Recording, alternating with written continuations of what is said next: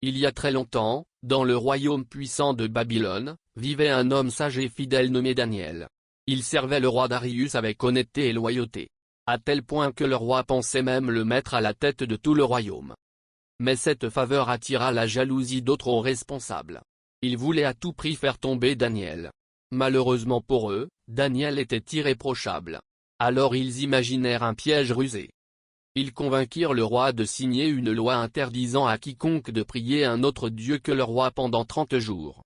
Celui qui désobéirait serait jeté dans la fosse aux lions. Daniel, fidèle à son Dieu, ne changea rien à ses habitudes. 3 fois par jour, il ouvrait les fenêtres de sa maison et priait en direction de Jérusalem. Les ennemis de Daniel le surprirent en train de prier et coururent en informer le roi. Darius, pris au piège par sa propre loi, fut contraint de condamner son ami Daniel. Le cœur lourd, il ordonna qu'on jette Daniel dans la fosse aux lions. Avant de refermer la pierre sur l'entrée, le roi dit à Daniel: « Que ton Dieu, que tu sers avec fidélité, te sauve. » Toute la nuit, Darius ne dormit pas. Dès l'aube, il courut à la fosse et cria: « Daniel, serviteur du Dieu vivant, ton Dieu a-t-il pu te délivrer ?»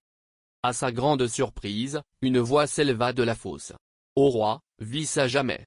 Mon Dieu a envoyé son ange pour fermer la gueule des lions.